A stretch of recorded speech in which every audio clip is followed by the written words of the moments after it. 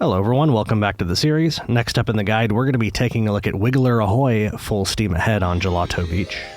Looks like we've got a bit of a boss fight here on Gelato Beach. This is the Wiggler that I'm assuming we knocked off the tower in the previous shine. I would have thought he was dead because I literally saw his body fall apart. But anyway, he is intact here and he seems to be real mad about things. This shine is a little bit on the finicky side. There's not a whole lot you have control over here. The Wiggler just sort of moves around randomly. It's not like he comes at you. But if you're on the beach, he's probably going to run over you at some point. And what you really need to do is wait for him to get near one of the little dune buds. Those are those little plants on the beach.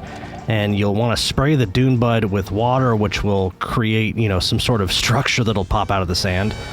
And if the Wiggler hits one of those structures, he will flip over and then you can ground pound a certain segment of his body. So that first hit on him went pretty well. I was able to get the dune bud to pop up as he was passing by. And I missed that one right there, but I think the next one is going to hit him. And I'm hoping that, this example right here is pretty important. As you could see there, it's not so much that you need the dune bud to pop up underneath him. It just has to be above the sand as he runs by.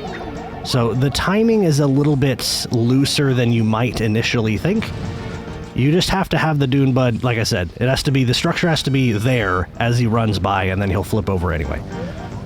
Unfortunately, here is kind of where things sort of go off the rails for me.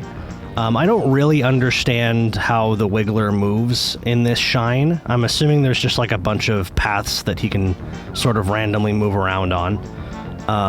And I don't know if those paths change depending on, how many times you've hit him.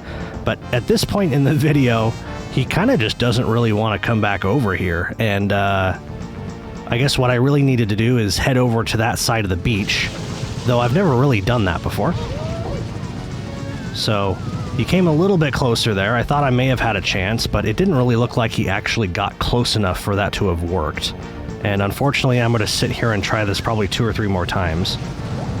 So hang in there, I will get this eventually, but it actually won't end up being on this dune bud. I'm gonna switch dune buds here in just a second, and I'm actually gonna go to one of the last one that's behind us, or that one over there. You see, he just ran over it.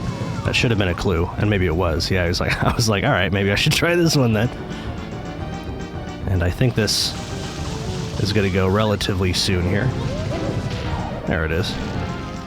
I like how far the Wiggler slides on that one because it's going so fast. Slides halfway out into the ocean. So anyway, there you go. That was hit number 3 on the Wiggler, defeating the boss and spawning us a shine. And yeah, like I said, that was a little bit of a finicky one there. I don't know, maybe there are little things, little subtleties that you can learn more about on this shine.